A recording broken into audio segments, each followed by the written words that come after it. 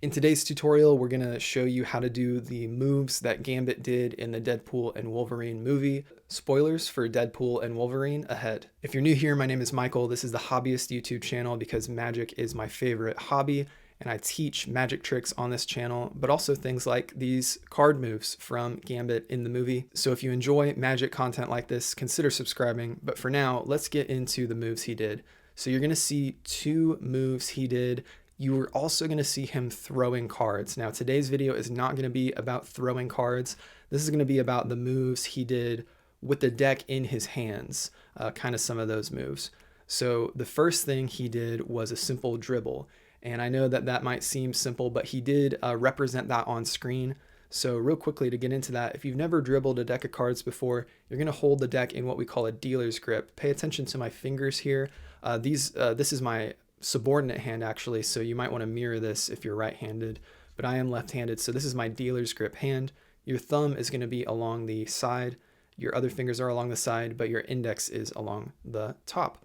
And then you can come over and with your dominant hand, you're going to pick up the cards and a few things are happening. So this, when your hand comes over and holds it like this is called a biddle grip, but biddle grip can also kind of hold many modifications, same with a dealer's grip.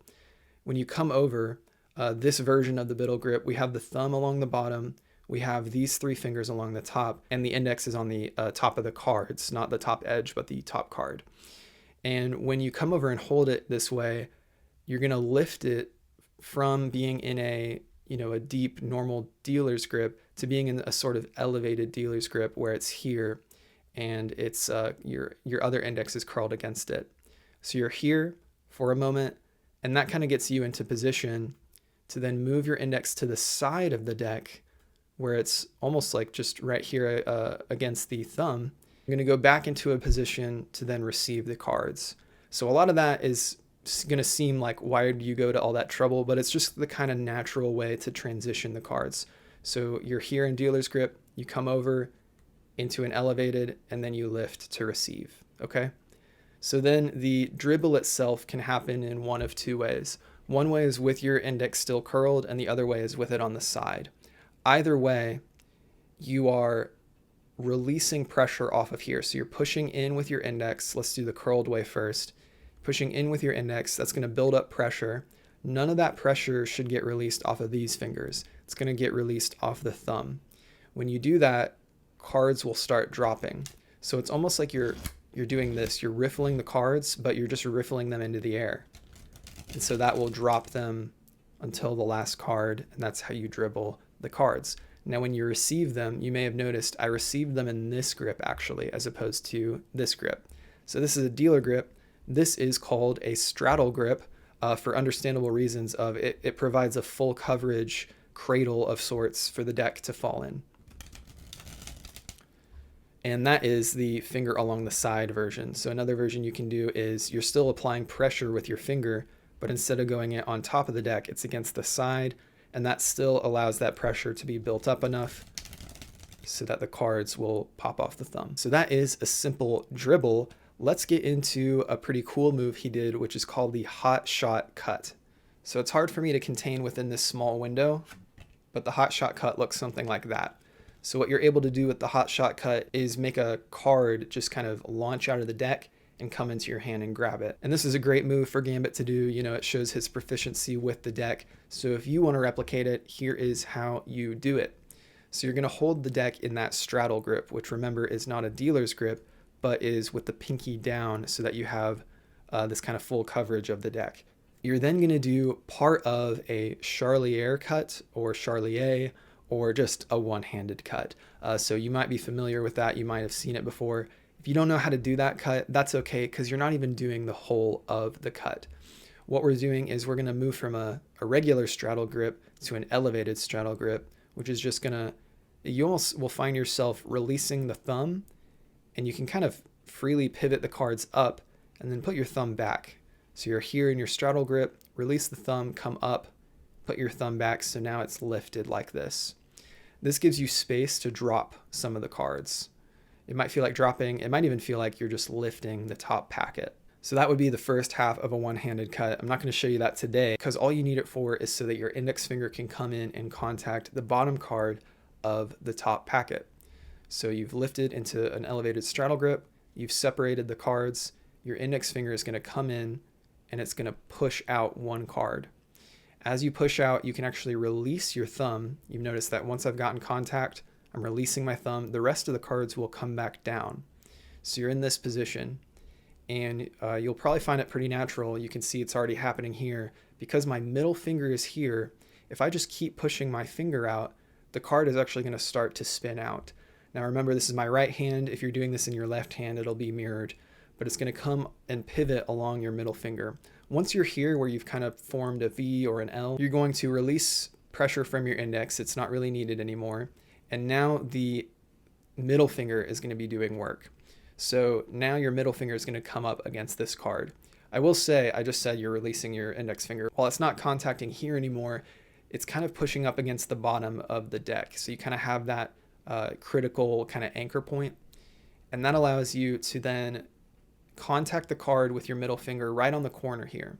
As you contact it and push up, that's creating some pressure. It's creating like this built up potential energy, right? And as you build it up, as you keep moving your middle finger over, it'll just pop out. So the card will pop out, and that's what's going to create that spin. So you elevate, push the card out, get it rotated around, come over with your middle finger, contact the card, push up a little bit, and then just keep coming over with your middle finger, and it'll pop out. That's the idea. So get used to the spin. You might even just take an afternoon where you don't even worry about catching it at first, and you just get used to spinning the cards out, let them all fall to the floor, and then pick them up when you need to again. But once you get used to that spin, then you can work on catching the card. Now, I'm a little lazy. I like to catch it in my palm and just kind of provide a way to catch it. Some are so gifted and skilled and practiced as to more like clip it, like they're snatching it out of the air so that you really look like a card guy, right? So that is something you can do as well. So that is the hot shot cut. You've learned how to dribble the cards, how to do the hot shot cut. Now it's time for one more move. And this is more of a move to replicate a little bit of the CGI that happens in these movies.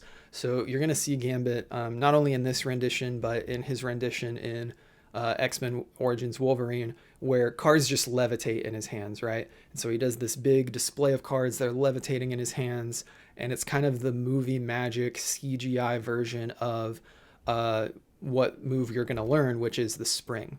Now there is another move that almost looks like the Gambit move called the Anaconda, and the Anaconda is basically just a really huge, intense dribble. And so that is a move you can look into, but for a more common, move that you can use and that still really impresses people is the spring. That's what a spring looks like. And it's amazing. No matter how many complicated moves I learn and one-handed cuts, two-handed cuts, things like that, people are actually still more impressed by the spring, I feel sometimes, because you just get a quick display of prowess with cards. So here is how the spring works. Again, a straddle grip is going to be helpful for catching the cards. You're going to come over in a biddle grip of sorts, but it's a bit modified. So as you come over with your biddle, your dominant hand, you're going to actually grip the cards with your middle and thumb along the corners. Or I guess more accurately, my middle and ring kind of come around this top corner here. So for me, it's the non-indexed corners. If you are right-handed, it'll be over the corners that have the card index. That's the part that has the 3 in the spade here. So you come over, and similar to a bridge shuffle, your hand here is going to hold its index finger underneath to allow it to curl in to build up pressure. So I stand corrected. It's not a straddle grip yet. You're going to be in more of an elevated dealer's grip. That's where the cards are lifted in your hand and your index finger is going to be underneath. That'll allow you to come in with these fingers here, your thumb here, push down, and that's going to create that pressure. So you squeeze in, create that pressure. You should get comfortable where you are holding the cards like this with all this built up pressure, but you're able to come away and you're not yet gonna release the cards. So get into that position, and then your other hand is then gonna be able to receive the cards in straddle grip. So prepare for a straddle grip with your other hand.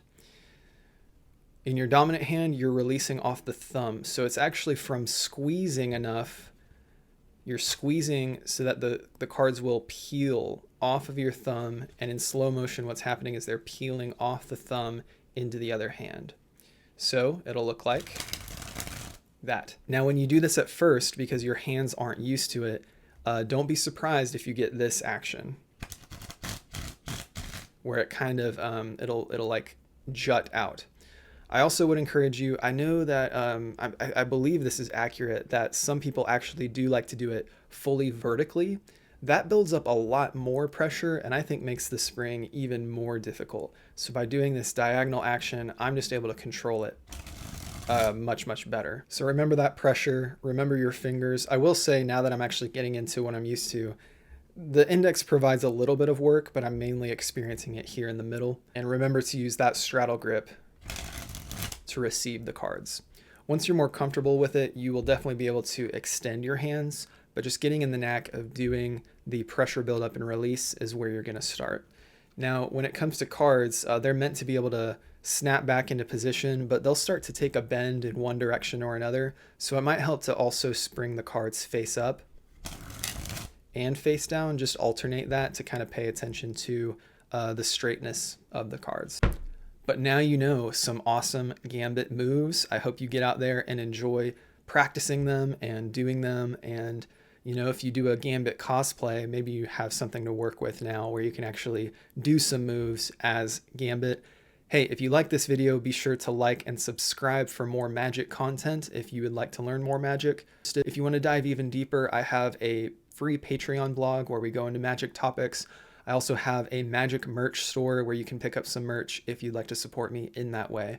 But until next time, keep enjoying your magic, stay a hobbyist at heart, be kind to yourself and others, and I will see you guys in the next video.